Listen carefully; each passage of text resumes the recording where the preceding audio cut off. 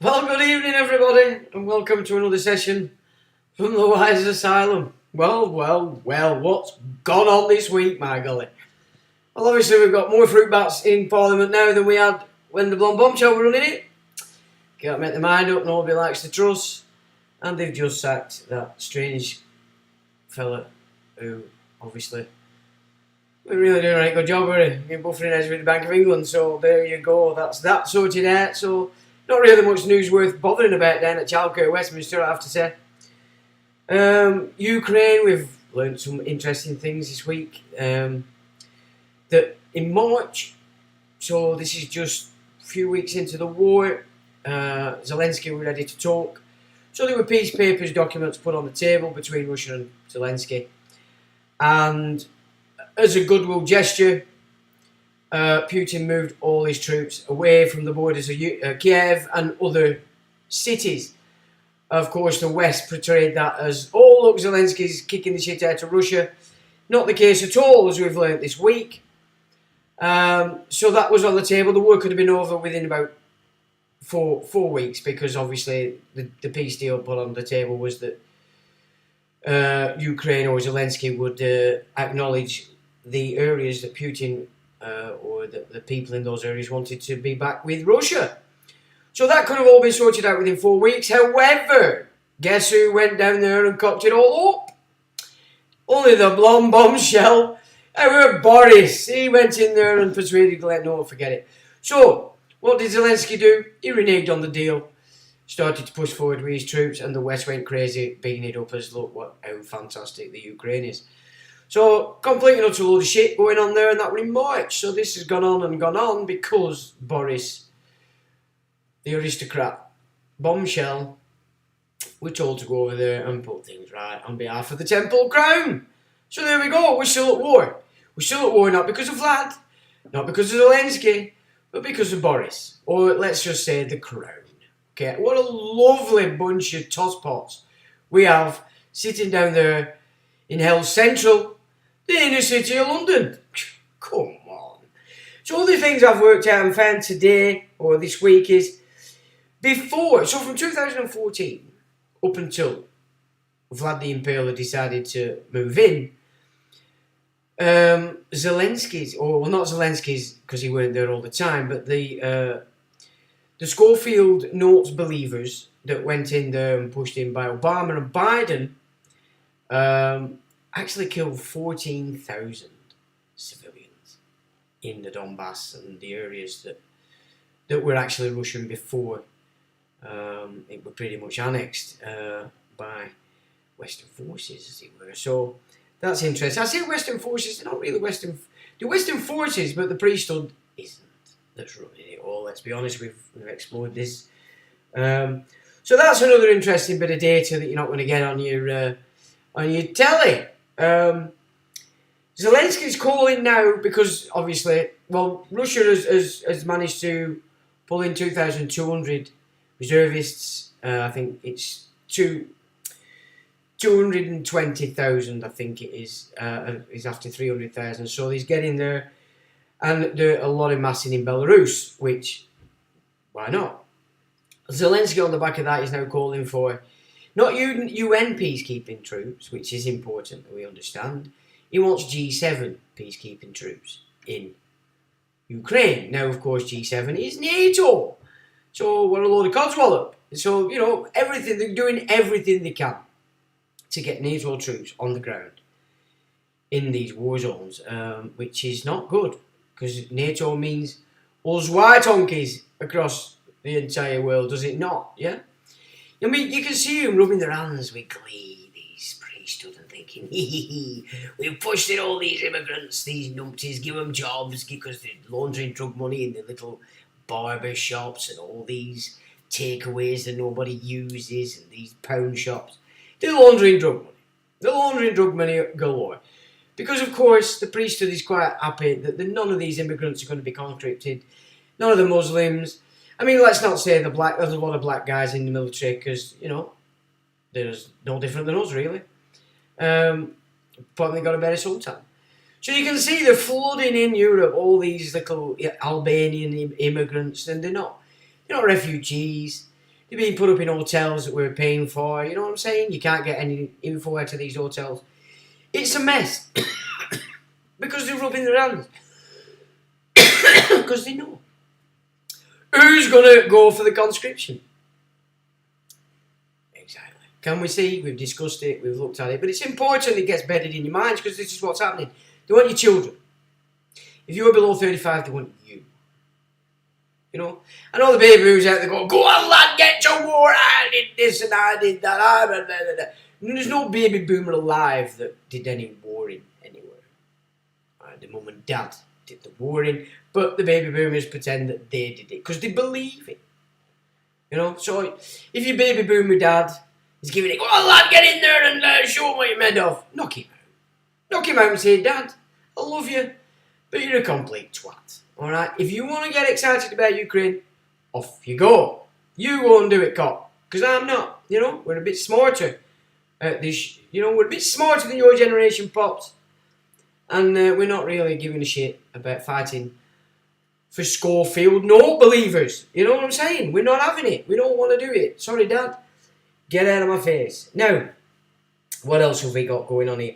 So Putin has made it clear that the missile attacks, they're aiming at 29 targets of infrastructure. They've so far, or at least a few days ago, they hit 22 successfully. So there's only a few more to go. Then that ends. He's made it clear, does Putin, there's no more missile attacks, because he's made it clear he doesn't want to be destroying Ukraine. That's not his intention. It's not his intention at all. But of course, once Zelensky reneged on the peace deal back in March, thanks to Boris the Bombshell, which means Temple Crown, there were no chance of peace then, and Putin's also made that clear as well. So we're getting a bit of data as to what's really gone on there, in direct opposition to the entire Western fruit bats calling themselves a political class, and of course the media. So we're all being lied to. We're all being lied to because they want you to conscript. They want you to be happy to be conscripted. They want you to be happy to have your children conscripted, because it's male and female now, remember. You silly girlies have got yourself wrapped up in joining the military because you're not really bright, are you? You know what I'm saying? So there you go. Now you can see you're all up for it. All white honkies, no matter what you trans, ginger, rabbit, cow, pig, whatever you want to call yourself, they're intending to conscript you. While Johnny Foreigner takes over everything. Oh, because of course, who's Johnny Foreigner working for? Indentured servants all over the shop. The priesthood. Oh, the Babylonian priesthood, of course, which we've explored many times. I'm pretty sure now you're pretty much aware of what it is I'm trying to get across. And if you're not, then obviously you're a retard and you shouldn't really be watching this channel.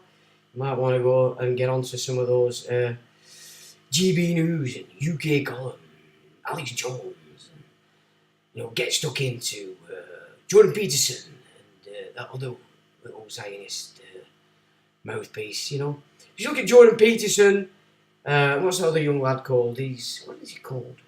Ben Shapiro. I mean, you know, you can't help but watch the stuff because it comes up on Facebook a lot. And I do watch him, and I listen to him. Jordan Peterson, He's a highly intelligent guy. He really is, and nothing I've seen or heard from him in relation to psychology, I can say it's false. He's very, very good. He knows what he's doing. He knows exactly what he's saying. Same with Ben Shapiro. Highly intelligent young man. Well researched, well read. He knows his stuff. You know? But, and this is the big but, that unfortunately the Yanks are just not capable of grasping, is that this old shift now, you've had the extreme of the left, or almost, because you didn't have the Marxist side of it really throwing on, apart from these fruit bats that are throwing ketchup on arts, because that's important for climate. Line it road, which of course is common law obstruction. So I mean, you've no standing at all if you're going to obstruct the highway, because it's not a statute, it's common law. It's one of the oldest common laws we can pull together from the old Trojans. You know, that's the common law was here all there, way before all this stuff. It's just garbage that these people are doing this. You know, it's not going to do any good, and the police have no choice but to remove you off the road, because it's called obstruction, and you can't complain about it because it's not a government statute. So you don't even have to be a person. You can be man. You're still not allowed to obstruct the highway. Okay, so you know, these are the fruit bat parts of the left that we've witnessed that have been worse in America, of course, because they've got Black Lives Matters, Antifa. You know that's. But so the game is now to shift it all. I said Trump came in to remind everybody, or put it into your mind, that hang on a minute, you're not just Americans, you're not just English, you're right wing chaps. You're right wing. You have to be, and this is what it's all about.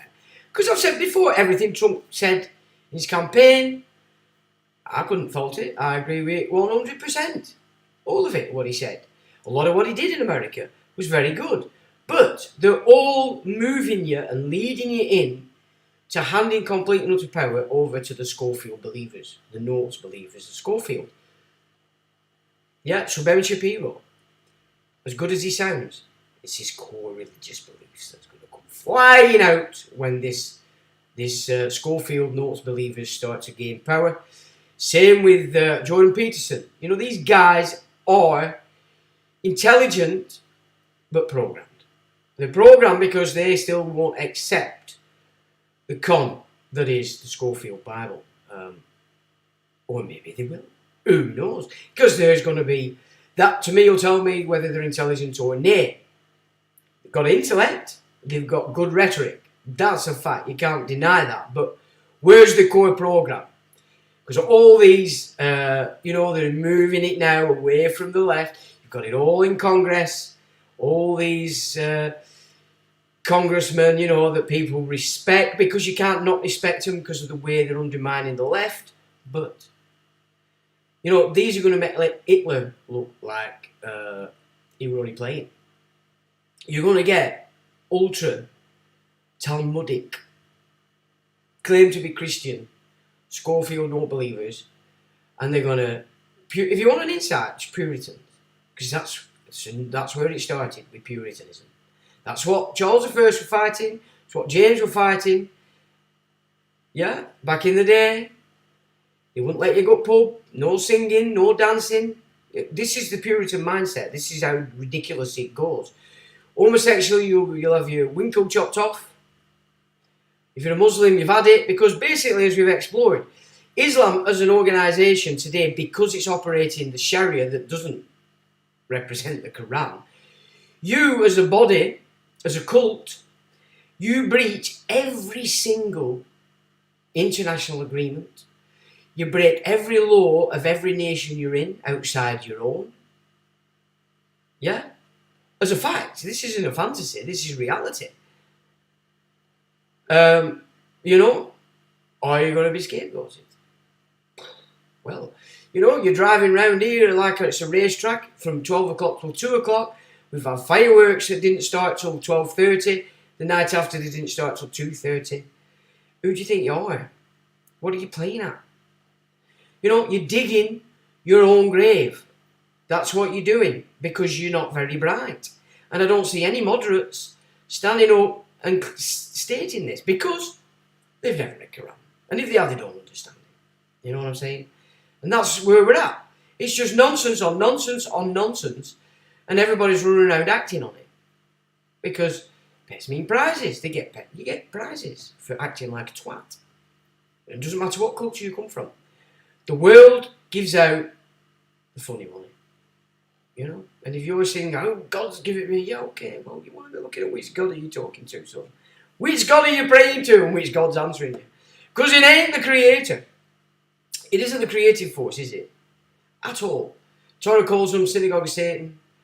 Jesus called the theology the laws of man and said, you are the sons of the devil, a murderer. That's the priesthood running all this. They claim to be Jewish. Are they? I'm not so sure that they are. However, we do also have to understand there's a distinction between Jewish and Israel. Complete and utter. And I've been pulling together images just to show you that from the very, very ancient philosophers that they use on the back of the Schofield notes, debauchery. So I've been pulling together, which we'll not go into today because it needs more. It needs a lot more. So Maimonides, Josephus, all these great old ancient philosophers that we use today still, that they use, again, to sanction this garbage. You start looking into what they're saying, they're making it very clear there were 10 tribes of Israel. Israel and Judah despised each other. They went to war 4 times. Yeah. So we're going to pull that in together at some point because we all need to know this. And I've said this before. It doesn't matter where you're from, what your culture is, how big your winkle is, how big your busters are on your backside. Every single one of us are being screwed over. We're being deceived. We're being deceived because we're born idle. It's far easier to copy, isn't it, than create. It's because to create, you have to have a strong foundation of your own understanding as to why you're doing what you're doing. Copying, piece of piss. You know what you want? Oh, devil made me do it. Oh, God said I could do it. This religion said I could do it. Imam said I could do it. Vicar said I could do it. Rabbi said I could do it. You know what I'm saying? It's just ridiculous. And until people start to recognise this, you go into hell in an handbasket. And then you're coming back to do it again. Maybe not here, maybe into a lesser reference point of this earth system. This earth holographic universe. As it is, in my opinion. And that's been my opinion since I studied all the Eastern philosophies.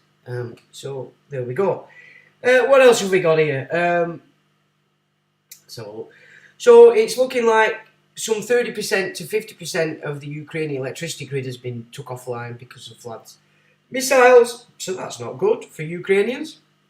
Germany's making it very clear, and regardless of Nord Stream, which means it doesn't give a shit about the German people or the Europeans because they're full steam ahead backing NATO and Ukraine. Of course, they will back NATO because it's the Germans that run it. The Prussians, Hanseatic League, all these nonsense fruit bats that have took over everything. And we're going to get into, in a moment, everything that I've been leading up to in relation to why it's important we understand about person, why it's so important we understand about the Noahide system, and how they intend to shift all the assets beholden to Christendom into this Noahide system through Freemasonry, through the Jesuits. Now, we all talk about Knights of Malta, this, that and the other, but, we've explored the idea that Napoleon was the first to actually subvert the Knights of Malta under the Jesuit power. But in recent times, it's been cemented again. He's basically nullified the entire Knights of Malta leadership. So the Knights of Malta, you could say then, still have a huge percentage of members who operate for the old church. What was, not this shit. So that also has to be understood, that not all Catholics, you can't, it's easier for Protestants to just say, oh, all Catholics, just as it's the same for all Catholics to go, oh, all Protestants. The origin of Catholicism, of Protestantism, was based in Martin Luther's work. Can't argue it. I mean, you can look at the man himself after at some of his works, but Martin Luther was not happy with the what would become the Schofield Note believers. Wasn't happy with them at all, you know. And we forget this because this isn't what they put out there via Freemasonry. It's not what you get. So we do need to start paying attention a little bit more, because decisions that we're making right now are going to decide when this reset kicks in. You know, we're at the deconstruction side of it now. Oh, no, we've gone through the deconstruction. No, we are. The destabilisation began 2008 with the money. So there was destabilising everything. Then the next phase is deconstruction, which is exactly what they've been doing since 2020. Ready for reconstruction as the saviours. They're going to come in and say, look how amazing we are. Look how amazing we are. So if you want to know why they're destroying the pensions, if you want to know why they're culling the generations that are into old finance because they paid into the pensions, they have to get rid of that, because they can't bring in a universal basic income until the system doesn't owe anybody in the future. Do you understand that? That's why your pensions are worthless. This is why they've been knocking them off in the care homes. This is why you're being knocked off because you were stupid and went and danced. Yeah? I mean, people say to me, why don't you talk about the book script anymore? Well, I made it very clear quite some time ago. It's pointless. If you're sucked in it, you're sucked in it. I'm no longer interested in you because you've not really got a role to play in the future, apart from satisfying the agenda in which they can bring in the universal basic income. So that has to be not owing to anybody. It has to be something that's given to everybody, offered, carte blanche, as real and tangible. You can't bring that in if they're still owing shitloads of stuff on pensions, because that's a future in it. Can't be any future in this. It has to be now. So when they get to the reconstruction, they've had to deconstruct everything that's going on now. So you're always looking up to this Tory bunch of absolute arsewipes, just in the same way if you went back to Labour.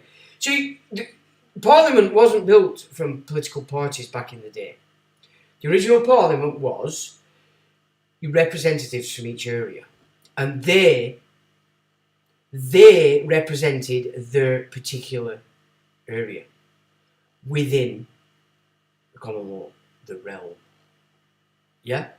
Which is why you probably had a good division between Crown and Parliament, and then of course the Lords, but then they were bishops of the Church of England. Yeah, and they only sort of lost power after Blair started sticking in his tosspots, giving them peerages, which is now flooded with these Schofield Note believers. It's flooded with them completely. This is why the Lords no longer rebuffs what the fruit bats in the Commons are putting out there. It's, you know, this is what it is. So originally Parliament, when it worked, there were no political parties, there was no whip system. Everybody put into Parliament had been voted in the particular borough to represent that borough and nothing else. But it had to be within common law. Okay, that's the way, that's law, not bankrupt government legislation so they can shit all over you, rob you and nick your assets under bankruptcy. So readiness for this no-hide system. So that's what we need to be getting in mind, thinking in these terms, and we need to start moving against this. We really do need to start getting off that garbage, because they're moving it, people. They're moving it, and they've got it all blind. The baby boomers blind to, oh, King Charles, my ass, King Charles, my ass. You know, this fuss over this diamond. Does the British Raj, again, imperial. This is why you've been flooded with all these fruit bats. You know, it's British Raj. You know, the oath the Queen took, she included Pakistan, Ceylon, all these places. No. Contrary to England, the Constitution, Coronation Oath, Act of Settlement, Bill of Rights, Magna Carta, it's got nothing to do with any land outside of England at all. None. And they're besmirching that now. They're changing it all. And now we're going to get into why. And this period they've got between, is it May the 23rd? You intend to ascend a little big-eared thing and his mole. Not onto the throne of England, because England doesn't get a mention. You listen to him, it's Scotland this, Scotland that. Scotland, Scotland, Scotland. No offence to you jocks, lads, but you lost your country way many centuries ago, way before us English did. You know what I'm saying? You're elite in Scotland, they're not Scottish. They might talk Scottish, they might wear a kilt, they might kill haggis and turn them into bagpipes. But they're not Scottish. You were bummed many centuries ago, chaps. So you don't want to think about that if you're going to start calling for this independence, because that means slap bang back into Europe. Truss, Pesco, last week we discussed, she's not upholding Brexit at all. Thank God she's in trouble. I mean, just look at the state of her. Did you see her on Wednesday in the questions? Oh my God. This woman has absolutely no abilities at all. So what are they really doing? There's something else going on there, because there's obviously some other talking heads that they really want in there, aren't they? So it's going to go a bit old school, bit further back into the Tory. Massive, because these are the fruit bats that are completely and utterly compromised through the likes of Jeffrey Epstein, Jimmy Savile, you know. These are beholden to this dark cult of Satan. So there we go on that. So enough of that nonsense, fairy tale stuff. Let's start dealing in some facts, shall we? So, to business. Boom. Now, moving assets to the Vatican Bank, what it means. Now, you're all aware of what's just happened? Are you not? Right. So this is what I've pulled together. Several countries within the United Nations are preparing a motion to indict Bergoglio. So this is the Jesuit chap with the mushroom hat on. And other Vatican officials after the Pope's admission of genocide carried out with Canadian residential schools for Indigenous children. The admission was announced on the 30th of July 2022 before Bergoglio left Canada to avoid protests. Now, what does that mean?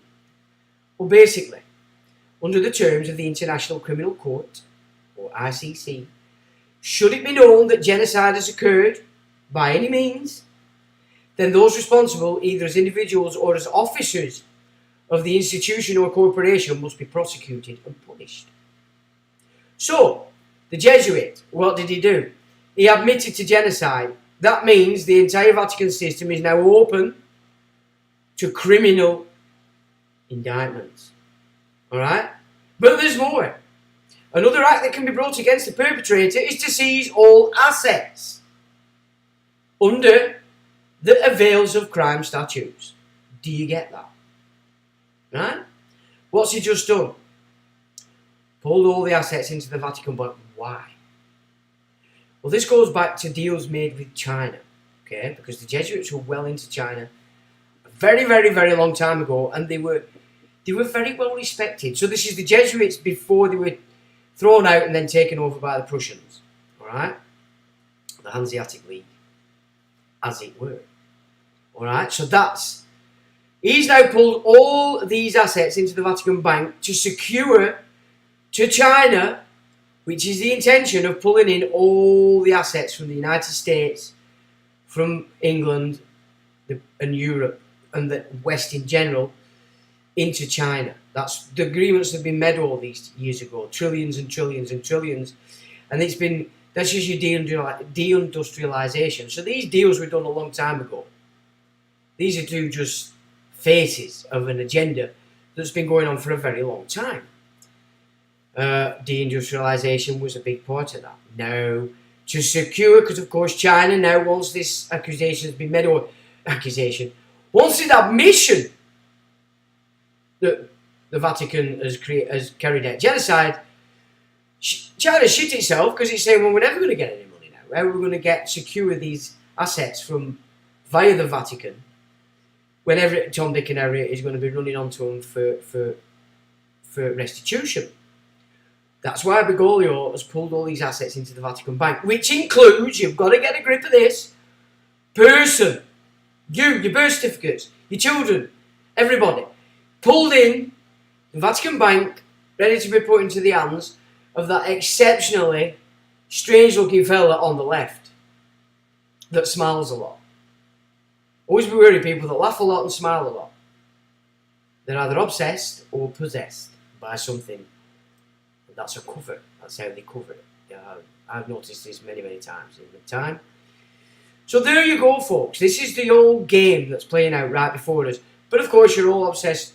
Ukraine, the shot, and any other nonsense that's being pushed out via the old media, politicians, and the television. So that is what's important that we start to come to terms with in this shenanigans that's going on all around us in the background that people are not really focused to. It says, on July the 23rd, 2022, the Pope signed a deal with the corporation China, which brought to the fore how the Vatican Bank is the underwriter for China's economy. The Vatican Bank is the underwriter for the entire adventure that is the corporation China and its economy. Yeah? After the admission of genocide by the Pope, both deals were now in jeopardy. Alright? So this is why he's pulled them all in, just to keep China on side. Now, open to the possible seizure of Vatican assets leaves Beijing at a loss, given the IOR or Vatican Bank could be frozen if a criminal investigation is commenced.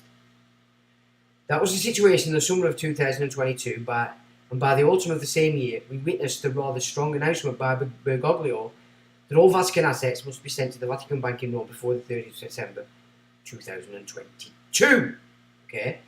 So, excuse me. Pope Francis' rescript issued August 23rd, 2022. It says, paragraph 4. The Holy See and the Institutes of Holy See, remember. So they're not going to be going into the Vatican Bank. Otherwise, the Holy See loses everything. So the Holy See, as an organisation of merchants, is controlling China in its entirety. This is what we're seeing here, yeah? So it's not going to go into Vatican Bank. This is going to go into something the Holy See's got already set up. Otherwise, because they have to get it away and out of the Vatican hands completely, because that's what they're going to hit with all these things, even though it's the Holy See. The Holy See and its institutions connected to the Holy See that are holders of financial assets and liquidity in whatever form they are held, that's your titles, in financial institutions other than the IOR must inform the IOR and transfer them to it as soon as possible within 30 days from 1st September 2022. Okay. This unprecedented move comes in the wake of the public admission of Pope Francis on July 29th that the Catholic Church committed genocide in Canadian Indian residential schools. You Native Americans, are you so stupid? Have you learned nothing? Have you learned nothing? To see that you're playing this game, you're so used and abused, it's quite ridiculous. I'm quite embarrassed to see Native Americans stand up and play into this game. You know, you've got to stop pretending that you were amazing and fantastic. Maybe once you were. But when you look back into the history of it, you got the Comanches killing everybody. You know, you got the Iroquois killing everybody. They wiped out the Mohican. Wiped them out. Not the Mohawks, we're talking about the Mohican. And the tribes affiliated to the Mohicans were wiped out by the Iroquois, who created the first democratic system. 6 nations. 5 nations mainly within 6 nations. We've explored that. So you Native Americans were snotting each other all over the show. No wonder you invited in a bigger demon, the European fruit bats. Brought it upon yourself. Stop pretending that you're somehow some kind of saintly bunch. You were insane what you were doing to each other, yourselves, your own people, especially the Comanche. You know, this idea that people swooning on this fantasy, it has to stop. It's not to say you don't take on board what they, like us, we can cut art back and say, oh, it must have been lovely for a time at some point when everybody were moral and thought. Same for you guys, but that's not where you were ending up when in came these psychos, the bigger demons from the west, the east. You've got to see it that way. Now, The tax exemption. Oh, wait a minute. This unprecedented move comes in the wake of public admission. Canadian Indian residential schools. The Pope made the admission following the nullification of Catholic Church tax exempt status by the City Council of Iqaluit, Nunavut. Similar nullification actions by other municipalities in Canada and other countries are in the works. Now, I'm not disagreeing with this, but the way it's being done is a play, and you're obviously a bit too stupid to see what you're doing. This tax exemption cancellation movement has been accompanied by the seizure of Catholic churches by Indigenous elders in Canada and the issuing of legal expropriation and banishment orders against the church in Canada, America, Ireland, Britain, France, Holland, Italy, Australia and New Zealand. Can you see? Our entire systems of these nations that have been mentioned hold our titles, hold our assets, hold the land. The no-hide system has to do it in this way so it can gain control of Canada, America, Ireland, Britain, France, Holland, Italy, Australia, New Zealand. In addition, a formal motion to expel the Holy See and the Vatican from the United Nations will be presented before the UN General Assembly when it is reconvened on September the 13th in New York City. Yeah? How to remove the power of your nations. This is what's going on, folks. So if you're a Protestant and you still can't see, you still hate Catholics, and you're a Catholic and you still hate Protestants, you're retarded. You're retarded because you believe in nonsense. Okay? You've never spent an hour looking for fact. According to a UN delegate, our own genocide convention prohibits a self-admitted genocidal actor like the Vatican. Look, Bergoglio is not a pope. He's a Jesuit. He's a Jesuit operating for the Prussians. Alright? So that's your Napoleons, your Hitler. And all them freaks that were annihilating the populations in Europe from the time of the Crusades on. Teutonic Knights, Templar Knights, Knights Hospitallers, yeah, Knights of St. John and St. Yeah. All these Puritan-based, moving on to Schofield no-believing bumfucks, excuse my French, and I'll not swear again, but that just pisses me off, is shifting everything that was Christendom into this no-hide system. Our own genocide convention prohibits self-admitted genocide actor like the Vatican, and so it's not the Vatican. It doesn't represent the Vatican. It's the Holy See, the actors for the Prussian system. So just because Bergoglio has said it, we should be looking at where it Jesuits. Okay, let's get rid of Jesuits. Let's get rid of Templars, of Freemasons. Yeah, let's get rid of them because they are the purveyors of this genocide, of this paedophilia, all this crap that's been thrust into our seats of power for many centuries because our priests, our vicars were up to scratch. They'll blame you, of course. So the flock went bad. No, the flocks were carrying out what they got in the churches for Sunday. So it serves on them for believing, of course, but that's the way it goes. Obviously, Rome is doing a preemptive safeguard measure to protect its assets in case anyone tries to put a lien on them for reparations and damages. How does this affect England? Now, this is the important bit, and why I keep popping on about how it is important it is you start to see what the hell's happening in this little period they've got while they've got a monkey in waiting and his mole before they ascend it in May next year. Yeah, if that comes to pass. Now, how does this affect England? So listen carefully. Scotland has her own constitution based in Roman law. England has the oldest constitution, and it is the foundation of freedom found in the world. During the English Civil War, because I still class all religions as part of the world, not the earth. During the English Civil War, both James I and his son Charles did battle with the Puritan mindset and lost the crown to the aristocratic parliament of landowning Babylons. The following act was thrust upon the realm by the Puritan elect. Okay, so this is what the Puritans put in, and it's been so ever since. As it is found that the bestowing and holding of the office of monarchy in any one person is unnatural, unnecessary, burdensome, and dangerous to the liberty and safety of the people, therefore be enacted by this Parliament that the office of kingship in this nation shall henceforth not reside in any single person, nor shall any person hold the office, power, or authority of monarch. It therefore be considered a crime of high treason to attempt or to reimpose such monarchy on this nation. From an Act of Parliament for the abolition of the kingly office in England and Ireland and the dominions thereunto belonging, March the 17th, 1649. That's what we're done. After the death of Cromwell, it was clear that the population was not behind the installation of the foreign merchant class, and in order they did not lose all power, the latter pulled in a puppet monarch in Charles II. This would pacify the rabble before the rabble turned into a mob. So the mob is when it comes when us real people get violent, the aristocracy call it the mob. When they get violent, they call it soldiering. Can you see how ridiculous we've been for centuries and thousands of years, really? Which is why the old world has to die and the new world has to come into play. If you're still stuck to the old world, hanging on to it for grim death, you know where you're going, do you not?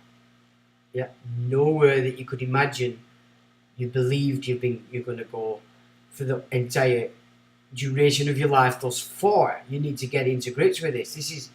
We're dealing in spiritual times now, not how much money have I got in bank. Alright? That's not what it's about, folks.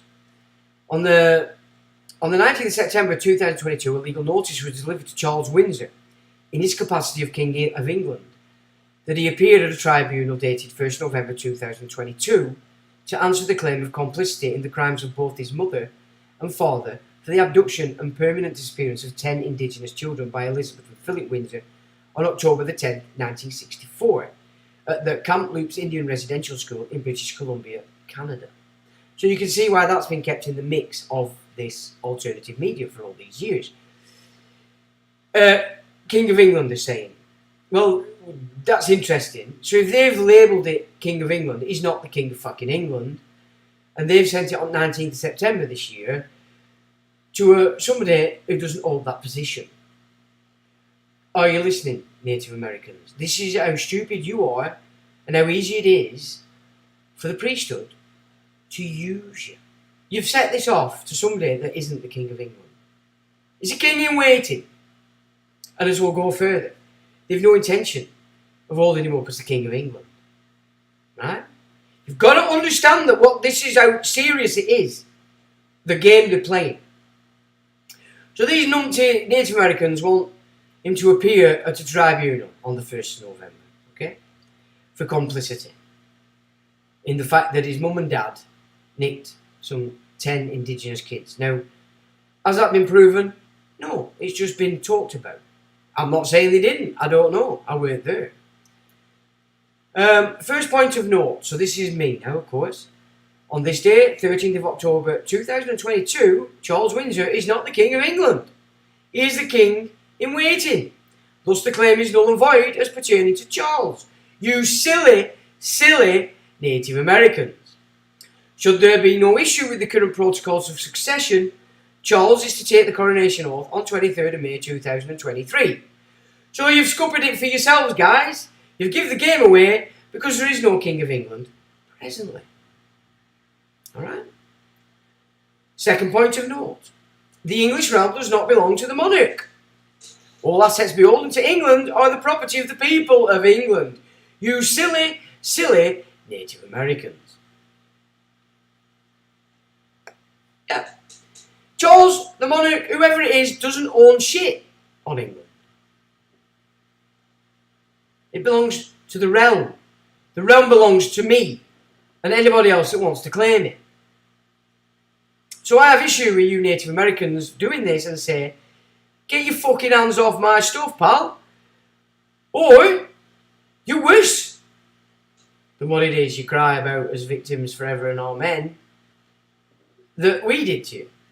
Well, when you look in the history of it, the Native Americans were on side with the English. They weren't on side with the British when they came in. But the English, you work with them. Okay. Apart from the Iroquois, they were a bit psychotic. They were more in tune with the Dutch, who were giving them lots and lots of weapons. Yeah? So you weren't really living with the land, were you? You wanted weapons, Iroquois, and all this bunch. And we're looking at Hiawatha times here. That's what we're looking at there, the first democratic system set up, before it was set up anywhere near west. Yeah? So obviously the Puritans, through Dutch East India, had got into this, set this Six Nations setup going. And once they got stuck into England from the Civil War times, they stuck it into England and then said to everybody, look, this democratic system's English. It's all England's fault. Bullshit, bullshit with a capital B. Right? Now then. Second point to note. So as I've said, the English realm does not belong to the monarch. All assets belong to England and property of the people of England. But, because of what the Jesuit Pope has just done, and because we're under Vatican II here, Church of England, can you see why Charles has done the oath to the Church of England? It's important. Because they know you're thick enough. If you do get into scam a little bit, you'll go, oh yeah, but it's saying Church of England, there's no oath. Church of England isn't England. It's a church on England. England is me. And anybody else that wants to claim to be England. That's what I say. Okay. So there you go. You can't have it. You can't have it because it's not his, it's mine. And I didn't genocide anybody. I haven't nicked any children. I haven't abused them. I haven't tortured them. And I haven't sacrificed any children either. So, I don't care about your claim. And unfortunate if that's what happened. But Elizabeth and Philip, again, they didn't own England. They were slapped on there by the Inner Temple to pretend to be a monarch. When really, she was the chair of the estates and he took all the assets. So, sorry guys, you're reaching the wrong people. You want to be eating in the City of London, Inc. Care of all the psychopaths of the world. So that's where you address it to. Or Blue Peter. They might pass it on. Now then, let's get a bit more serious. Under what is termed the Holyrood Agreement of 16th of September 2010, this is important. I had made a big fuss about it, but nobody cared. The Queen amalgamated the Church of England and the Church of Scotland with the Vatican, positioning the Church of England and Scotland respectively under Vatican II. And they are under Vatican II. Vatican II is the Jesuit Noahide system. Clearly, this is an attempt to shift all assets under the Church of England within the claims being made for seizure against the Pope and his assets by these fruit bats in Canada. I mean, a lot of stuff, so much of the wealth of England has been already shifted to Canada. Did you know that? I did point out the other week that it's a Canadian pension fund that controls the National Lottery, amongst a lot of other things. You know, they've moved so much assets out of here into Canada. You wouldn't believe it. You wouldn't believe it. And I've mentioned this, maybe not on live streams, but I've written about it. Don't ask me where, because I can't even remember what's in the website anymore. Right. The agreement is null and void due to the fact to carry out such an agreement falls foul of the coronation oath itself and the laws of England. So, although they've tied it in their own little fantasy to Vatican II, England forbids it. So England is not tied into any of these contracts. None of them. None of them. And that's important because it's all about England that they're attacking. Okay? This does, however, have standing in the legal system on persons. So it only has standing in that shit. And as we've discussed, mostly out there on person because you don't know any better. On Monday the 26th of August 2019, the first Chinese Catholic bishop was ordained with the blessing of both Pope Francis and the Chinese Communist government under a new deal between Beijing and the Holy See. Monsignor Antonio Yao Shun received the papal mandate and was consecrated as the Bishop of Jining. According to Vatican spokesperson Matteo Bruni, China has around 12 million Catholics who are split between the Chinese Patriotic Association, CPCA, and an underground church loyal to the Vatican itself. The Chinese Politburo from this agreement can appoint the bishops to Rome. And it's coming out now that police departments in America are actually controlled directly from China. Covering all these misrepresented and unlawful actions is the job of the Constitution Unit. Now, I've made a mistake here, so I won't read it, but I've put somebody as heading it that isn't, but it's important. This person's important further down. So the Constitution Unit that was set up here about 12 years ago, 10 years ago, which I wrote copiously about, but nobody gave a shit. Nobody cared. And Brian Garrish and that lot weren't having it. They went, oh no, we're UK. We're UK, Sean. Stop attacking me. Fuck off, Brian. I'll attack you all day while you attack England. Alright? I don't give a shit, cop. I don't care at all. So the Constitution Unit has been set up way back in order they can fudge everything. Fudge the Coronation Oath, fudge the Bill of Rights, fudge all the realm of England. So ignore that there. I'm going to have just noticed I'm going to have to take that out because that's false. So I will take that out. Now, if you paid attention, you have noted the fact Charles III is being acclaimed to be the King of Great Britain, the United Kingdom, and King of Scotland. There is no mention at all of the realm of England. And you've got to pay attention for that because that's exactly what they're doing. They're not talking England. Where's he gone? He's fucked off up to Scotland. This is because the realm of England is in her entirety a realm of Christendom, with the common law affirming the gospel law as opposed to the law of the Torah. Puritans brought back the Torah here. Huh? This standing cannot ever be incorporated into the coveted Noahide law, that's England, which has its root in the Babylonian priesthood who built the second temple, and of course they want to build the third temple. After the fall of Rome, those uprooted from the destroyed temple, which is the second temple, which was destroyed in 70 AD, was it not, took advantage of Rome's problems and began to insert themselves into the remnant, making serious headway through Charlemagne, who would further the advance of the Carolingians direct into the monastic system. So earlier it was the Merovingians, whom I've said many times, the way I operate in a spiritual manner, if I had to look out there, is so in sync with the Merovingians, it's beyond belief. I have to accept that. So when I'm looking at my ancestry, I can see that is probably where my bloodline did its meandering. But you've got to understand, from Charlemagne on, it were Carolingians, completely different animals. And the Merovingians get the blame for what the Carolingians have done, or Carolingians, if you want to call it that. And they got stuck into the monastic system, which we have explored before, from 909 AD. All the second children were sent into the monasteries, any kids in these aristocratic families that could have been a bit of a problem for the firstborn who was going to continue the game, they were all shoved into the monasteries. And the doctrines on land ownership, which I think did come from Benedictine doctrine, I think it was, on land ownership, the church could never own land, they could never claim to own land. They inverted that so that they could own everything through the Carolingians in the monasteries. Now, after the fall of Rome, those uprooted from the destroyed, I've done that. By the time we reached Crusade, it was clear that the Holy See had become in debt to the merchants of Venice and Genoa. The Holy See, so that's Medici, all these fruit bats.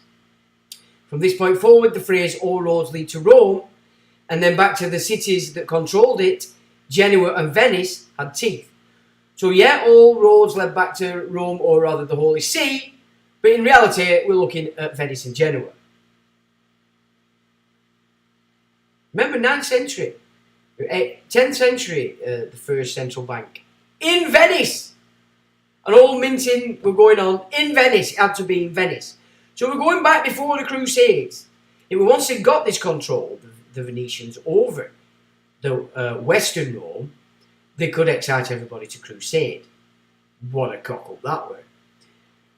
Through the Templars, the merchant class expanded their money lending to monarchs across Europe, and with the 1066 invasion of England being the catalyst to the advancement of the feudal system, which had already been set up in northern France, and then he put it into the British Isles, and that then spread across the European landmass from that and that alone. Now, people don't know this, but there were something like 280 odd ships left Old Blighty when the 1066 invasion took place. Now, you would say they were Trojans, but what they probably were the Israelites that had come here. Okay, and that's another little scam these Welsh numpties are picking up. They think that they're only the Welsh were the Israelites. What's utter shit. If you actually look at the data, the Israelites were in southern England. And there were no such thing as fucking Wales. Right? But 286 ships left southern England after the 1066 invasion and went to Greece. Because when you trace the Israelites moving out of Assyria, and it looks to me more like Assyrians didn't actually capture the Israelites, they helped them to move out of Israel because that's because of the wars with the Judeans, which were very tied into the Phoenicians and the Philistines, right? And then were allowed to spread across up into Europe and southern England and the British Isles. But the French are trying to nick it, the Welsh are trying to nick it, so again to separate. Because everything began in England that we could say was freedom. Regardless of where you're from, if you're thick, you're not having it. If you've actually done the work, the study, you know it's a fact. Okay, this is the fact. This is what's gone on. So 1066, a massive swathe, 286 ships loads of Israelites, Trojans, left and went to Greece, and then were fighting for Byzantium, and they were part of the Varangian Guard as well. So whatever came in, the Normans that came in 1066 they despised the Israelites. That's why they annihilated Gaul. Again, Gaul, we're talking Israelites, the 10 tribes. Not 12, they never were 12. Judeans were never a part of the Israelite system. Okay, so we go. Contrary to popular belief, Henry VIII did not break from Rome at all. He was given a new ecclesiastical jurisdiction under the title Defender of the Faith from the Pope. He also received one of the Pope's crowns, triple tiara. A second of these crowns was taken from Spain and given to the purported Protestant king, James IV of Scotland and James I of England. That should be 6th, actually, so I've got that wrong way around, my apologies. On the union of crowns, England and Scotland, and the creation of the British crown, okay? So again, these are important things. Now, I've come into a bit more info about what was going on with Henry VII, basically, and I think the Stanleys, what they were doing through... You see, you've got to remember, Henry VII's oldest son, who was going to be king, was called Arthur. Henry VII was big into the Arthurian legends, which was the Israelite system. Yeah, or the beginnings of Christendom, the Gospels, because they all kicked off here. He preached it all over the Middle East, he preached it in India, but he ultimately came back to where it started, which were here. England's green and pleasant land. Not Jerusalem, because Jerusalem wasn't the thing. Yeah? He started here, he preached out of here, came back to here. And at the time, it was the Druids that ran it. But these people were Israelites. This was the Israelite tradition. Held fast here. I don't want to go up my own ass here. So what I've seen is potentially that Henry VII was in fact a part of the old Israelite true Britain's kings of Britain. But the Stanleys, obviously, they had the capacity to give him the crown. If it had gone and worked correctly, it would have been Arthur that would have been the king, and then Arthur would have been returned to England. However, you look at Henry VIII of his early childhood images, and the guy were nearly black. You know, Henry VII, gingers. Goes back, same with Edwards. You can go back with that, where you can see it and you get John of Gaunt. Really dark-skinned people. Completely opposite to the other children that were full-on gingers.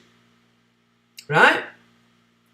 Same thing happened with Henry VIII. So in my opinion, what's potentially happened here is that the Stanleys played a major role, bigger than we thought, in by killing Arthur, Henry's firstborn, Henry VII, we got Henry VIII, the complete dick stain, that were not worthy to be any king at all, and then through him, the Pope gave him another jurisdiction, ecclesiastical jurisdiction, defender of the faith, to create the empire that never went back to the Holy See, because England did it, go. Right? So that's another bit of data I've picked up this week that needs to be put into the mix. The important factor to this information is the fact the British Crown cannot subsume the English Crown.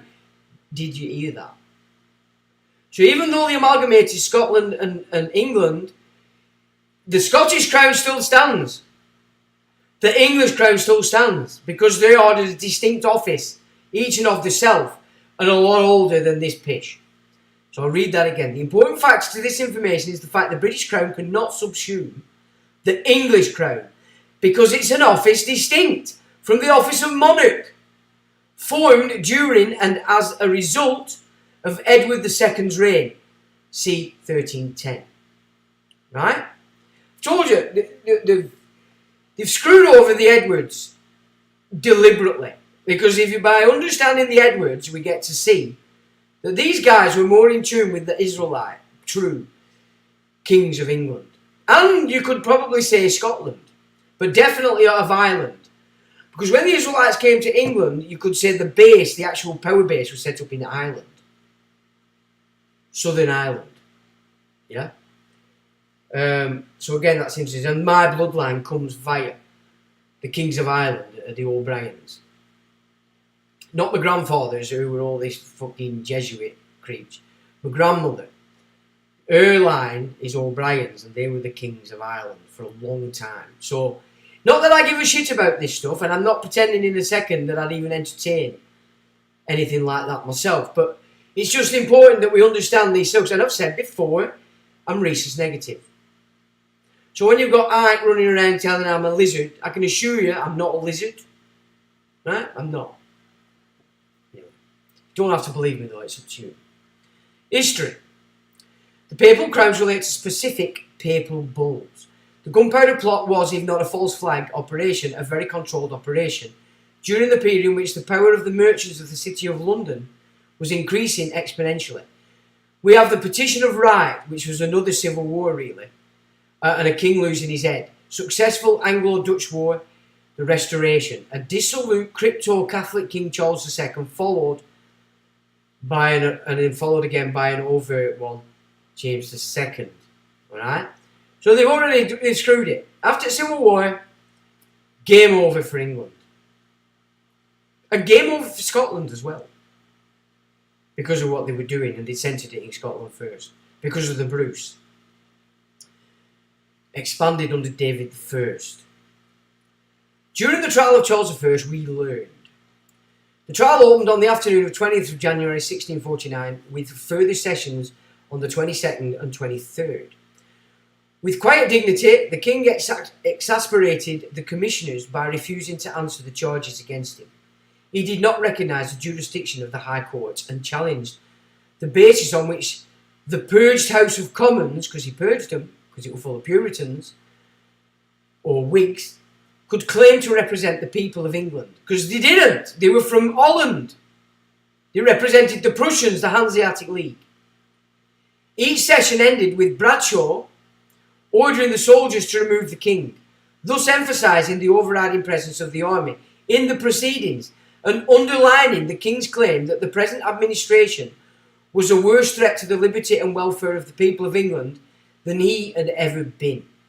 So the whole thing was done under military coup.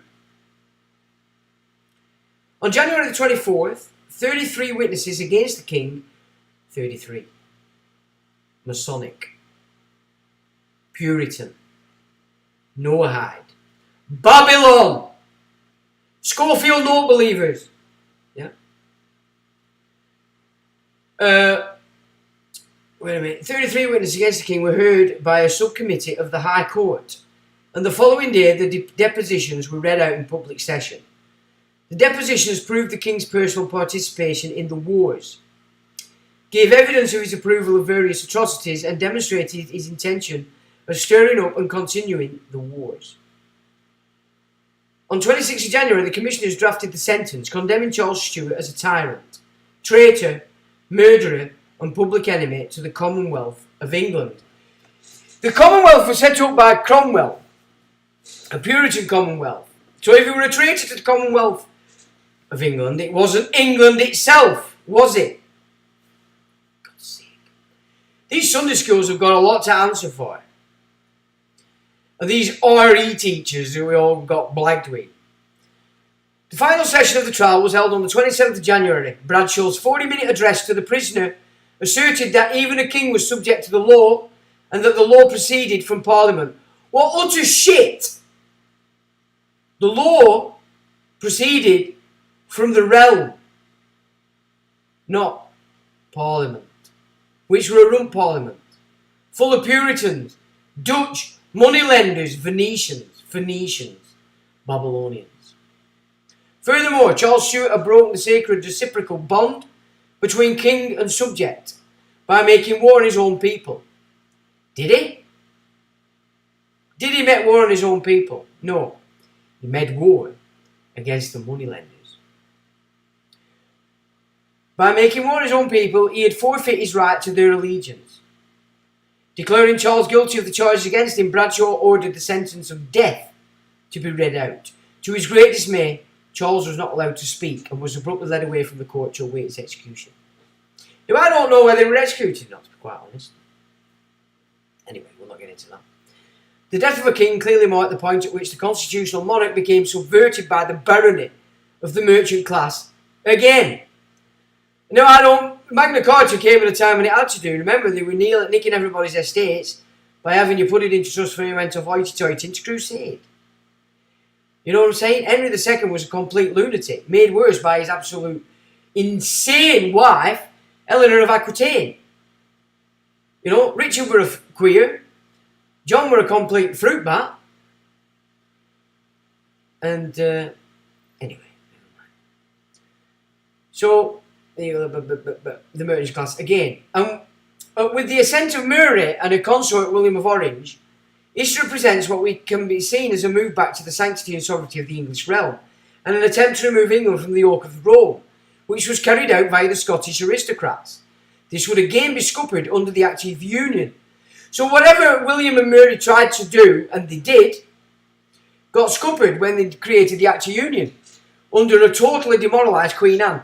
So Queen Anne were up to scratch, to be honest. You know, you can see that when you can see that Mary knew what crack were with Sarah Churchill, killing 19 of her kids and operating for the Dutch, because the first to succumb to the Dutch offer was the Churchill family. They were the ones that brought in everything that Cromwell did. It was them. Cavendishes, Churchill, yeah, this is who they are. And they're massive in America. They have more power in America than they do over in Europe. They're running the Duchy of Lancaster on behalf of who now? I want that. As I said to Ivan, I want Duchy of Lancaster. But also, Ivan, I also want Northumbria. I want the entire north of Birmingham. I don't give a shit about the south. We might blow it up, but we're going to build a wall. Anyway. So where are we at? From the yoke of Rome, which was carried out by the Scottish aristocrats. This would again be scuppered under the Act of Union, under a totally demoralised Queen Anne. So she was well out of the game. If she'd have listened to her sister, she might have had a chance. A measure ensured by the sinister works of Sir Churchill. Some would argue that the Glorious Revolution was the invocation of Article 61 of Magna Carta of 1215. In any event, the Bill of Rights 1688 and the Scots equivalent and the other constitutional acts mentioned in the Royal Law, which is a book, and of course the Bank of England Act of 1694, which essentially moved the money power from Amsterdam following William of Orange's death. But it was actually commissioned, if I remember, by Charles, if I remember right, Charles II. James I's second daughter Anne became Queen. England still has a Lord High Treasurer, Charles Talbot. Ivan Talbot. Is that where you get it from, pal? You've a lot to do if you want my backing, I'll tell you that now. However, shortly after George Risey breaks the white staff and rod of office, and the treaty is put out to commission, the First Lord and Prime Minister in the super corrupt Horace Walpole, these are Whigs, and the debt mountain starts its ups and downs until 1799, when a new corporate entity is formed to manage the bankruptcy. Did you see this? 1799. Debts are mounting up because they're borrowing off Bank of England to fight France. Yeah? So they created, under Horace Walpole, the Whigs, the Dutch, the moneylenders, a new corporate entity to manage the bankruptcy. So this is how far this corporate shit goes back, which is then expressed with the 1801 Act of Union. So the Act of Union is the corporate administrator of the bankruptcy. So in 1933, it's just reaffirming what was set out in the Act of Union. So Graham Moore was right. The Act of Union has to be knocked off, because that's what's tying this shindig they're doing now to the rights of the Scottish aristocracy, who were no such thing. Not Scottish at all, from the blood. David I pulled them all in from Belgium and Holland, alright, and whatever else were playing in the game from the Hanseatic lead in the heart of the Germanic principalities. Now, so I'll just give that again. So in 1799, when a new corporate entity was formed to manage the bankruptcy, which is then expressed with the 1801 Act of Union, which George III refused to sign. So even George III knew what crack were. But of course, by this time, the monarchs had nothing, because of the edict set up by the Rump Parliament. In 1812, Spencer Perceval is assassinated. He was disliked as he held both office of Prime Minister and office of Chancellor, and wanted to pay off the debt, hence high taxes at the time. So when I did get a Prime Minister, Spencer Perceval, who were going to do right by England and Scotland, and George III, he was snotted. So we can see bankruptcy and debt followed the commissioning of the Bank of England, with corporate bodies formed to administer the bankruptcy in 1799. This is how smart they've been. The corporate bodies that they set up are completely and utterly administered out of the Temple Crown. The Templars! The Knights Hospitaller! The Knights of St. John and Jerusalem, all these shagasses that you hold up as some kind of Protestant massive, nothing of the sort. What has been usurped? The Act of Settlement. An act for the further limitation of the Crown and better securing the rights and liberties of the subject. But we're not subjects, are we? We're citizens. Provided always, and it is hereby enacted, that all and every person and persons who shall or may take or inherit the said crown by virtue of the limitation of this present act, and is or shall be reconciled to or shall hold communion with the See or Church of Rome, or shall profess the Popish religion, shall be subject to these incapacities, as in such case or cases, or by the said recited act provided, enacted and established, and that every king and queen of this realm who shall come to and succeed in the imperial crown of this kingdom by virtue of this act shall have the coronation oath administered to him, her, them respective coronations according to the Act of Parliament made in the first year of the reign of His Majesty and the said late Queen Mary, an act for establishing the coronation oath, and shall make, subscribe and repeat the declaration of the act first above recited, mentioned or referred to in a manner and form thereby prescribed. So this is what they're usurping with this bankrupt corporate body. The Act of Union as well. And after the said limitation shall take effect, as aforesaid, no person born out of the kingdoms of England, Scotland or Ireland, or the dominions thereunto belonging, although he be made a denizen, except such as are born of English parents, shall be capable to the Privy Council or a member of either the House of Parliament, or to enjoy any office or place of trust, either civil or military, or to have any grants and lands, tenements or herediments from the crown to himself, or to any others on trust for him. Can you see why the Rothschilds were birthing their own little shindigs here? Yeah, you see? Lord Levy. You want to have a look at him, because that's Tony Blair's bum chum. And he was the one that was handling him in order to get their own in the House of Lords to scupper the 28 bishops who constantly and consistently opposed all the shit coming through the Commons. Central banking power. In 1913, the Temple Crown gained full control of the United States currency with the installation of the Federal Reserve.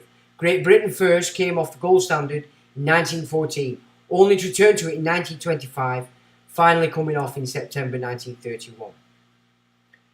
So can you see now they're using the throne of Great Britain, all this. This is where they get the obfuscations and get you all blagged.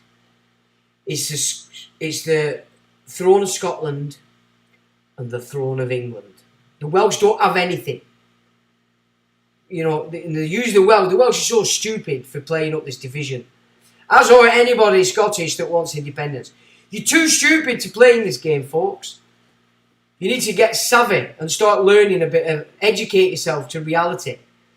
Because this is all about breaking up the British Isles as an entity. Switzerland was one of the last to leave in 1935. However, internationally, the Bretton Woods agreements maintained a link with gold until Nixon in 1972, with the introduction of the petrodollar and the massive inflation that followed. The BRICS group is trying to remove the petrodollar, ultimately with the intention and next move to destroy the dollar as the global reserve currency. And as I mentioned the other week, the petrodollar isn't the dollar as the reserve currency, it's a separate thing. The Royal Law, a book that people should be reading and comprehending, notwithstanding all the immigration, the common law of England is still Christian and was still directly accessible until 1972. Right? So 1972 when they took us off English common law and put us into this UK legislation, which is bankruptcy doctrine. In 1897, the King's Fund was formed. Now this is interesting, the King's Fund. So 1897, the King's Fund was formed, and with the installation of the Brown-Blair Labour government in 1997, the fund celebrated its centenary. So as this fund celebrated centenary, they put in Brown and Blair. New Labour was a New Deal. Yeah, so 33, the Yanks got one, 1933, Germany got one. Hitler, Roosevelt. So this New Deal idea is totally Prussian. So in 1997, as they got in Brown and Blair, this King's Fund was celebrating its centenary. And New Labour was a New Deal against a backdrop of change. After 18 years as the fund's chief executive, a guy called Robert Maxwell resigned. And the Rabbi, Julian Neuberger, succeeded him. Now this woman, I will not jump the gun. In December 1997, the structure of the fund, created as a result of its post-war reorganisation, it changed. So the structure of this King's Fund, from 1897 up to 97, the entire structure of this King's Fund changed, right? The staff training colleges that had been in place since the early 1950s were replaced by a new corporate structure that could respond to the changing world of charitable governance and new demands in healthcare. Right? So wherever the King's Fund was, from 1997 on, it changed under the auspices of a very odd and peculiar rabbi, Julian Neuberger. Right? Or Neuberger. And it were all centred around the staff training colleges. We know all our colleges used to train our staff, didn't they, for our civil system. Do you remember that? When they were trained correctly? Well, this is what was changed under Blair and Brown. Remembering Blair was in charge, and he's the uber, dark, satanic communist who we looked at the other week, said when he went to G7, which is NATO, last year, that through this vaccine they're going to decide who lives and who dies. Right? Now, look, this King's Fund turns into all of a sudden, it's all about healthcare. Traditionally, the fund had been involved in developing London's hospitals, but this period saw it expand its influence, so from 97, remember, in areas such as care for older people and the capital's mental health services. Are you digging this scene, girls and boys? All your mental health, all this shit came about under Julian Neuberger when the King's Fund changed its structure. So the training of all staff from all the colleges in our system came under this Noahide fruit bat, right? Just changed health. You'd already got your looks on drugs, you were already drug addicts from medication, etc. Now they're going to change the game. Traditionally, the fund had been involved in developing London's hospitals, but this period saw it expand its influence into areas such as for older people and the capital's mental health services. The London Commission was established to address these growing challenges, and its findings were published in 1997, Transforming Health in London. Published in the 1997 Transforming Health in London report. Transformation was everywhere at the time under Tony Blair's new Labour government, ending 18 years of conservative leadership. Devolution was the name of the game as the political class, on behalf of the Schofield aristocracy, moved to dismantle the English realm and the Scottish realm. First on the list was, of course, how to dismantle the National Health Service. This was the true agenda of the King's Fund. So we're looking now for blame. It's the King's Fund that's responsible for murdering all the old bats when they kicked off this book script. Because, as I said, they have to get rid of all any contracts to you as a future financial remuneration have to be taken off the table. Because they can't introduce the universal basic income if there's contracts that you're still owed for the future. So this is why you've got rid of all the baby boomers, or as many of the fruit bats as they can, with the book script. Which is why I don't give a shit about it anymore. I'm not even going to talk about it, enter it. Because if you took it on, you're obviously up to scratch. And there's nothing I can do to help you, to save you, nothing. So I don't care about it anymore. Which is why I don't mention it. You alright? If you want to know what I had to say about it, it's all on my website. And I put it together in 3 months. February, March, April of 2020. With the exception of the graphene, there was nothing else that came to bear after what I put together that I hadn't already covered. And this is why I don't cover it anymore. Now then, so that's the King's Fund that's doing all this under Julia Neuberger. A proper fruit bat. This woman, evil I would say. Take note of the name Julia Neuberger, the rabbi that took charge of the King's Fund, which included health and mental health. This character has been the master from within the Tavistock Institute, that quaint old benevolent operation moving to control your mind. Okay, she comes out of Tavistock. Julia Neuberger is a baroness and was the first female rabbi to have her own synagogue.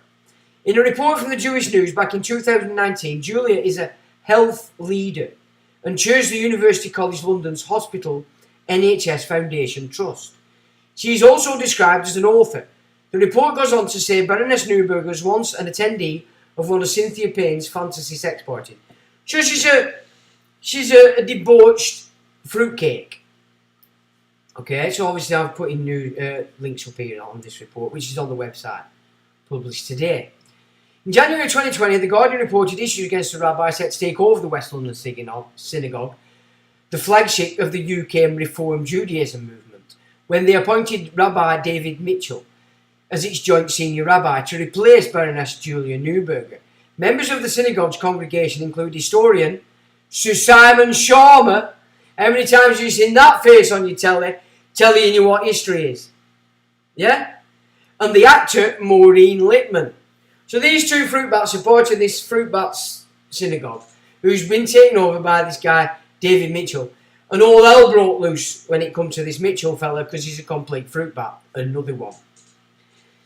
Now, get this, folks, because this is important. And we wrote about this copiously as this was going on 10, 12 years ago. Nobody give a shit. Julian Neuberger headed the House of Lords Science and Technology Select Committee. Right? At the same time, her brother headed the Supreme Court. So you got Julia twisting your minds, man, twisting your melons, man, on behaviour change through the Lords Science and Technology Select Committee. And lo and behold, your brother-in-law is the head of the Supreme Court, by golly. So everything this fruit bat puts out to twist your melon is then supported by a brother-in-law in the Supreme Court. And all this was going on 10 years ago. Did any of you care? No, you didn't give a fuck. Now, so Julian Neuberger headed the House of Lords Science and Technology Committee at the same time that his brother headed the Supreme Court, the latter enforcing the former. From this select committee, the aim was to create Public Health England. Do you know what that is now? You didn't back then, did you? But you do now. In order they could change the behaviour of the population to accept the fake science that was built up through the Epstein blackmail networks. So all this pseudoscience had been accrued through Epstein being the only funder of Harvard and MIT projects, were pulled in through Public Health England and then thrust all over you and told you had to bend over, get in your kennel and check this shit. And you did. Can you see why they go to these lengths? Because it works. This was achieved in the creation of a post holding power over two departments of government. So what they did with this Public Health England, right, and if you notice, you know this is NHS Trust. So it's nothing to do with the Department of Health and Social Security as well. It's DWP, another corporate body. So they've moved you off state into corporate, and they then pulled together two departments of our state. Wait a minute, I've got lost. One was the Department of Social Health and Social Security, and the other was education. So all these academy systems that the paedophile ring run through the likes of ORC, yeah, we're all pulled in together in this little body called Public Health England, and then they shut it out all over you. So through the King's Fund being taken over by this fruit bat, Sharma working for it, Maureen Lipman too, they created the Public Health England to take over the Department of Health and the Department of Education and launched all these, well, they'd already launched the academy agenda. Can you see how they've done this? This is what, so when I said to you, get kids out at schools, this is why. This achieved the creation of a post holding power over two departments of government, the DWP and the Department of Education. The post was named the Chief Social Scientist. So paedophile rings, this is Savile, this is Epstein, and the science, through Public Health England and Julia Neuberger, enforced by David Neuberger, were thrown all over you through the DWP and the Department of Education. This is why you're getting knocked off benefits and they're giving it to these immigrants. You digging what I'm saying? Because they have to get rid of all balances owing to you to bring in this universal basic income.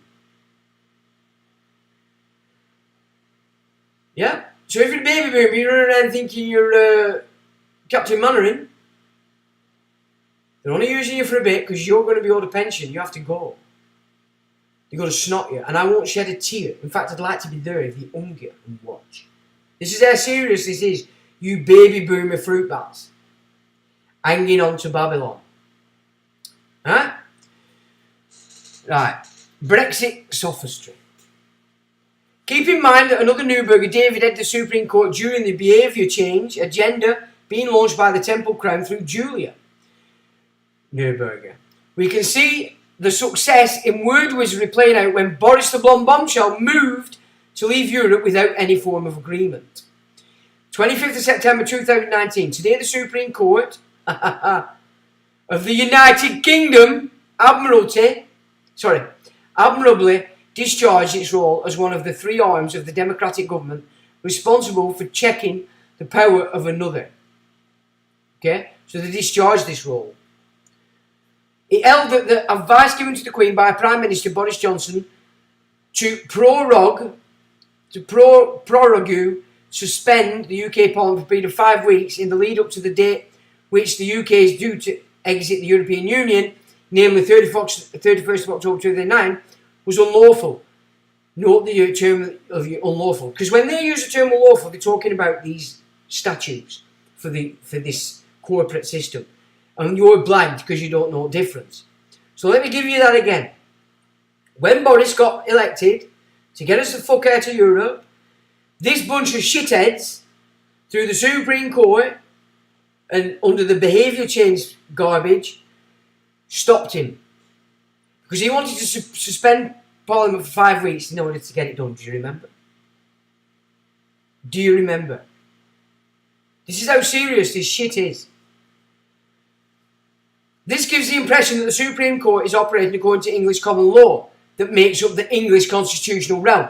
It doesn't. It's talking about bankruptcy garbage coming out of central banking under administrating our bankruptcy. But they use the term unlawful because they know you think. Right? And you know your place is full of immigrants who don't know their ass from the fucking elbow. They do, however, know how to groom 14-year-old girls.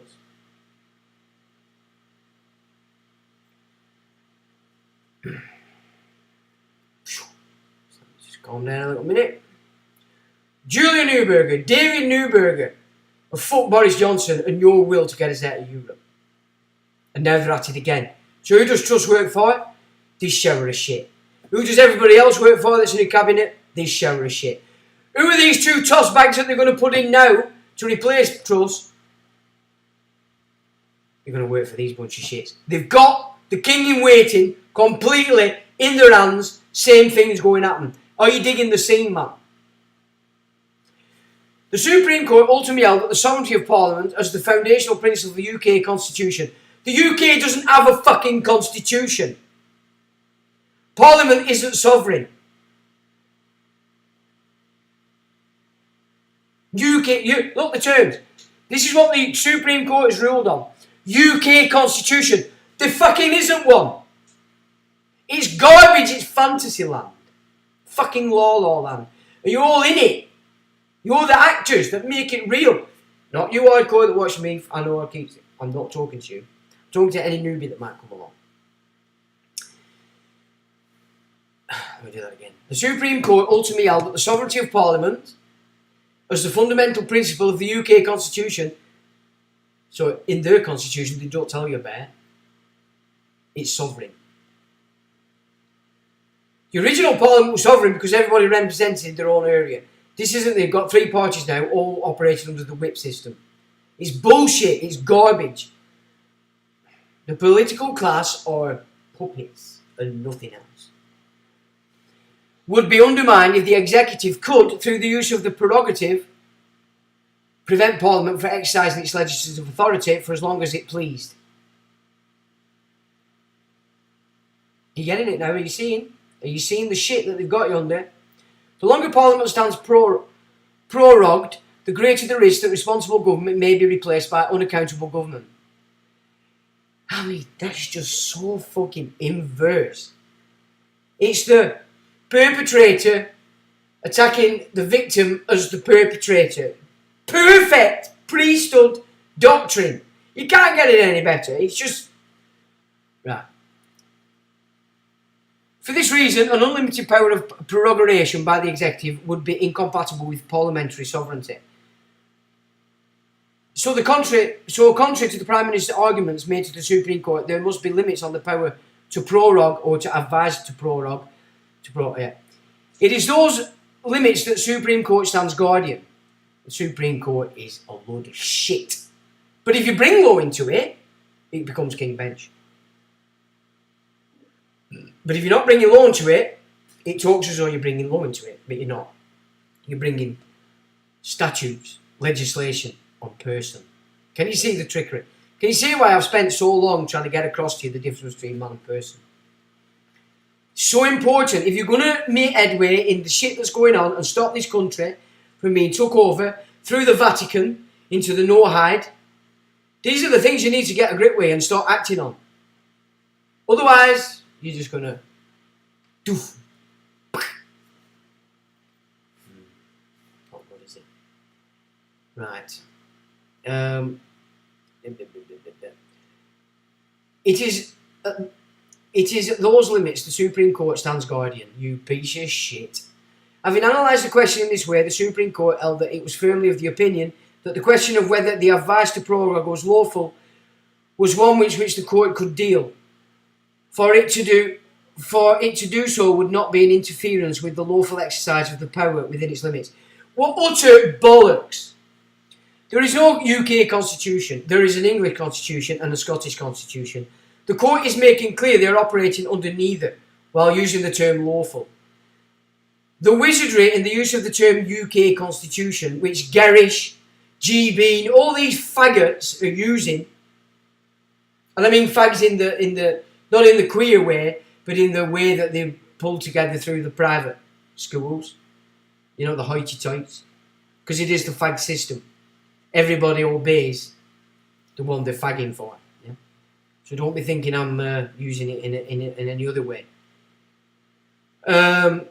Fools the mind and prevents the mind from seeing that this whole affair is based on corporate contract law. And again, we see real law is not operational at all.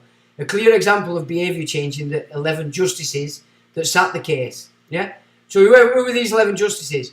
Toss bags. But nobody brought law into the equation, did they? This is the slippery, snaky side of the judiciary today. You've got to bring law into it for them to operate law. And you don't do it at magistrate level because they're pricks. They're not going to give it you. They're going to do everything they can to fight you. The behavioural change in the judicial masses shows itself in the acceptance of the wizardry. So the behaviour change that Julia Neuberger brought in through Tavistock, through the House of Lords, has worked absolutely. Just go back and see the last 3 years almost. Look at what you've done. So, now the Constitution University College, London. In May of 2008, the Constitution procured itself to change what is not changeable, the coronation oath. So this is what they've been doing from 2018. Before that, actually. Now, this is where we're going to end this, because this is what we need to know and see, that this is the game that's playing out now between big ears, a king in waiting, and this is the constitutional changes they're moving to. And one. So it says, in May of 2018, the Constitution Unit procured itself to change what is not changeable. The coronation oath. It's not changeable. Chapter 4. This is their shit. Oh, I haven't put a link up to this. I'll have to put a link up to this. Oh, yeah. No, I haven't. I'll put a link up. I've missed it. Chapter 4. Ideal reformulation. The unit considered the following. So this Constitution Unit is considering the reformulation of the coronation oath in the following manner. 1. No change to the actual wording of the oaths, but adding some prefatory text to explain the history and to put the oaths in a modern context. Bullshit! No, you're not. Minimal change to the oaths. So in the one hand, they're not changing the wording, but then a minimal change to the oaths. Contradiction in terms. Minimal change to the oaths just to take account of legislative and social changes since 1953. So that's to incorporate all these immigrants, another religion, Vatican II, and no hide. Yeah. So on the one hand, they're not changing the words, but they've got minimal change. Make your fucking mind up, you wankers. My apologies for swearing, guys, but it does get me excited. Which might be possible without legislation under the doctrine of implied repeal, generously interpreted. Yeah? Are you digging this? This is sophistry in its entirety. Medium change, maintaining but toning down the religious exclusivity of the oaths. Are you digging that, people? Can you see that? Protestants, you're not. If you're not getting this, then you really are an arsehole. Catholic or not, if you're not getting this, you're an arsehole. You digging the scene, man? Maximum change, removing all references to Protestantism and the Church of England, and giving each author a new purpose suited to its context. Note, Church of England only, not Scotland. Because the entire game here is to get rid completely of England. And put this puppet big-eared penis, ascend him to a throne of UK or whatever, but no England involved in it at all. None. Not a bit. And that works in sync with what the no-hides are trying to do in order to completely and utterly destroy England and the United States of America.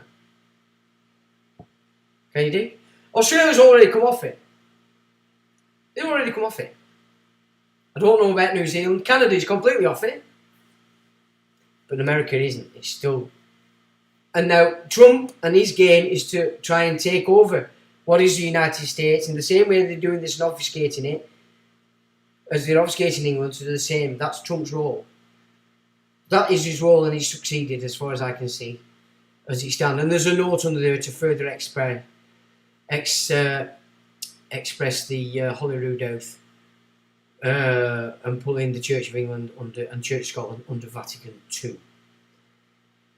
So, ladies and gentlemen, what say you to that diatribe? What say you? Indeed. I can't believe it. This is what they're doing. This is exactly what they've achieved. But it's so important we have this window of opportunity now between now and 23rd of May to ensure this game doesn't pull through. Or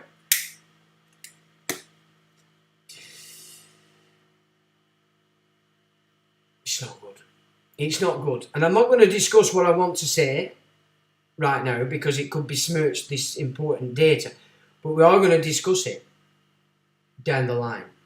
Because we're going to pull together as much as we can about this no-hide to show people why it's hell on earth for everybody that's not of the priesthood in their own literature. So that will be an adventure for the future. But there's more than enough gobbledygook in what we've just gone through to last a lifetime. So what are you guys saying? Because I didn't even give you recognition at the beginning, so my apologies. Mew, hello. Maniac, evening. Slipknot, evening. Paul, evening. Debbie, hello Debbie. Space Hope per Mark, how do? I don't think we know who you are, but welcome. Mew Pit again, hello. Anthony says, evening Sean, evening to the rest of the gang, evening. Good evening to Michael Jr. Public notice, hello good man, and all the people. Hello. 20 views will go up. Oh, we do care. If we've got 20 people here paying attention, that's all that matters. Michael Jr., good evening. We've done that. Cos says, hey up, Cos. The truth is sovereign, hello. Public notice. Oh yeah, hit that up button. Why not? I was number 5. Evening. Treen. I'll get me coat, says Debbie. Are you off, cop? Hey Sean. Ever heard of Camel's Eye Treaty of 408 AD? The Crown, by all accounts, agreed to be held by this treaty and were signatories of it, apparently. A copy is held in the British Museum. What's it called again? The Camel's Eye Treaty. No, I don't think I have. Or if I have, I've forgotten. Have you got a copy of that? Can you send me that, mucker? Gordon Plant says, by the way, I like your music. Well, thank you very much, Gordon Plant. I haven't really done anything on it lately, but I'm getting the urge to do a bit to it. I'm actually waiting to get a good vocal on it, to be honest. So at the moment, I'm just going to mess around, get the sound right, and then let's see if we can get a real poignant bit of vocal on it. Now, the ending tune, as I've said before, it was me trying to present what we've all been under for the last 3 years. It was stop, start, just when you think you got, and then off it goes somewhere else. And that's why it's a bit so that's what how I wrote it. So Andy, if you've got that, Anthony, the Camel's Eye Treaty, let's have it. Is this the real life, or is this a fantasy? Going in a landslide? No escape from reality. There is an escape. Wise up, rapid, and start to remember that you've got to do things in this world. You can't just sit back and let the fruit bats go it on. LL Oyan, evening to you. Moopit, are you just a poor boy? Aren't we all just going to be poor boys? You're going to get a universal basic income where they can get rid of fruit bats that they owe a pension to. So remember, anything that's future contract that they owe the state, they have to get rid of you. They have to get rid of it because they have to get rid of that so that they can just come up with this reconstruction. Universe, basic income. Suck on it with tit. Get your microchip. Debbie says, diet of worms. Yeah. Build back bastard better. Yeah. Is Ray Auntie's going to beat you? Is he? I'm not seeing Ray. I don't think he's here. Be careful, Debbie. We'll have you. You know the crack. I believe that they don't have fathers also. Well, yeah. Just mothers, innit? That's why they've done that. There's no fathers anywhere. Fathers have gone off la land, and mothers are thick as pig shit and they're sucking on the tit of the state. The state's the daddy. So they're building up bastards everywhere. Bitches and bastards. Anthony Moore, Jesuit, French, Jesuit, I am, Jesuit, I am title. Is that what this name Jesuit may be suggesting? I don't know. I have gone into that in past, but I don't know whether I've written it. I don't know if it's on website or not. But I forgot more than I bloody studied, mate. Honestly, it's ridiculous. I am England, not Spartacus. Yeah, we're not Spartacus. Although there's a lot of Spartacus slaves here, isn't there? And building by the minute. All these immigrants are Spartacus. I see a little silhouette of a man. Scaramouche, will you do the fandango? Well, will we indeed? Righteous anger, fair play, Sean. Well, it is righteous anger. I'm fucking annoyed. I'm fucking exceptionally annoyed, to be quite honest. It's a good job I'm not still in my 20s. I can assure you. It would have been a different mindset then, doing this game. I would have been a completely different animal. I would have already had a new model army. And we'd have been marching. But I'm far too old for that malarkey now. It's militia. Militia mind. That's what you've got to get going. So look. Give the people the remedy. Well, remedy is what it's all about. And there's always a remedy. But it will not come via the establishment. Can you sing? Public notes. Can you sing? Get singing. Get songing. Get a lyric together for it. Get songing. What I'm thinking is, although it has changed a bit, but I like black women singing. You can't beat them. You cannot beat a black bird singing. And for me, any kind of rap, although I can rap, believe it or not, but a rap doesn't sound good unless it's an American doing it. That accent, the rap and the American accent, just, for me, that is a rap. Do you know what I'm saying? I've listened to English lads, but it just doesn't have the soul that that American accent gives you. And I'm not talking about King of Chimps, Eminem. I'm talking about a black, deep rap. You just can't beat it. So if there's any black guys out there who can rap and they want to do a session with Shawnee Boy, crack on. Crack on.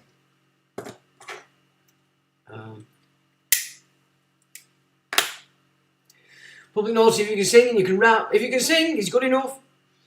So, I mean, earlier in the year we were putting a studio together, but that got scuppered, unfortunately, which would have been perfect. But, I mean, I can still, you know, I've got a studio basically in house if I set it up. So there's no problem. If anyone wants to start cracking on and doing a bit of gig with that, with me, I can write music all day, every day. It's piss. You know what I'm saying? I've been doing it for that long. It's quite easy. And I know a lot of guys, all musicians everywhere. If you know, we're gonna have to start putting this together because that's what entertainment's missing these days. Some sensible earache. You know? EDP, come on, it's the start. Right, crack on. I am principal creditor. Thanks, Sean. Absolutely fascinating as always. Need to read through it again, though a lot to take in for a novice. There's a ton to take in there, to be honest. I agree, but I have pulled it together quite. I mean, I could have rabbited on and gone on and on and on and detailed this and detailed that. But yeah, not everybody likes that kind of shindig, do they? What about the pensions almost went without... Well, they're going to go out the window. They have to go out the window. They can't bring in a universal basic income if they're contracted to the future. Keep that in mind, folks. If you've got a pension, take the fucking lot now and get it paid in gold. That would be my advice. Because they're moving quick with this. So deconstruction, that's what they've been on since 2020. I don't think they've completed everything they need to complete on now, but if you're copying what they're telling you to do, you're ready for trouble. You're ready for trouble. No, that stuff is, oh yeah, signed and sealed. And they sign it every year in America. The president with a load of rabbis, and they call it Education Day. It means we're going to educate you shitbags to the no hide, whether you like it or not. And all these fruit bats that are now going to become the Schofield no believers, aka Zionism, that's now going to go uber right, and God help you. God help you. You know, you've got to see this in these guys like Jordan Peterson. Great guy, very intelligent guy, and I love what he says. Ben Shapiro says a lot of good stuff. I'm not taking that away from him. But the control factor that the priesthood has with these people is they will go along with this Zionist nonsense as it starts to kick in. And we're nearly there, November. This November, these midterms in America are going to change everything. Watch. Mark my words. It's going to change everything. And all these congressmen that you see bigging it up, doing a good job of undermining this so-called left, they're all 100% paid up members of the Schofield no believers. Snoop DPG. Unslave Paul mentioned the remedy on his cast earlier, private arrest squad in squad cars and everything. Unslave Paul, I don't think we know him. Oh, I don't. The remedy is the knowledge within, plain and simple. Exactly. Use the force, Luke. Debbie says, I've looked into extracting pension and I've got 3 years before I can get at the minimum. Well, yeah, we've discussed that. But we will further that discussion. We've not heard much from, I don't know whether Yonmon's doing it in America, in Canada, what's it called? Chris Hauser, is he still having problems? So what's the difference for Scotland? Well, the difference for Scotland is the Scots don't seem to be onto this at all. You're still too busy hating the English. Like the Welsh hate everybody. It's just quite ridiculous. And you can't see that this is all about division. To pull us into no hide because you're not paying attention. I don't know what more I can say. Pablo Notice said, a hip hop, hippity hop, hip hip hop. You don't stop rocking to the bum bum boogie. Say jump to the boogie to the rhythm of the boogie beat. Well, why not? Why not indeed? Anyway, guess what? Guess what? I might just show you something. No, I'll leave it till next time. I'll leave it till next time because we can have a bit of crack with it actually. But somebody once complained about my teeth, and I said, "You're quite right. They're shit. Too many drugs in 90s and grinding them while you're fast asleep. It wrecks them." But the ones I've got, which are most of them, apart from I took 3 out myself, and by mistake I took wrong 1 out. So I am one missing that I shouldn't need to be missing, and it's not a good thing to get rid of your teeth because they're very important to you, your psyche. But well, I guess I will do it now. No, I'll do it next time. Anyway, we'll do it. Big tease. I am a big tease. I am. I'm very naughty. I'm a very flirty guy. I'm very, very naughty. But anyway, never mind, that's nonsense. We've nearly done 2 hours, so there's no point cracking on with any other stuff. How we're going to do what law, we'll do that next week and make it a law thing, I think. Try and get away from misery, and we'll pop on with some law stuff because it's groovy stuff. We like the law, don't we? We do like the law. Any other nonsense you want to discuss while we're still at it? Divide and conquer. Wake the fuck up. Exactly. Chris is alive, not in jail, working on project. He said he would have it sorted by cold days of this year. Brilliant. Comedy has died. That's for sure. Yeah, well, I'm thinking I might start shifting my website into a video thing as well, so I can actually, because it's mine, I can say what the fuck I want. And Swiss, I love the Swiss. The Swiss are great people. They don't fuck about. They don't mess about at all. and I'm quite confident that in Switzerland I'm secure. So I might even look to start setting something up where we can proper have it and say exactly what needs to be said. We're upsetting YouTube, because I don't really want to upset YouTube at all. Really, it's not me. It's not me game to upset YouTube. So there we go. It might be a low music. Well, lo and behold, why not? I mean, I do have to get cracking on with some of this music because it's a great way to get into the youngsters' minds that they're being shafted. So, folks, thanks for joining me. Ray, if you're there, thanks for being there in case. And we fell asleep, but never mind. Always a pleasure to join you on the Sunday. Well, I've nothing else to say except... Till the next time.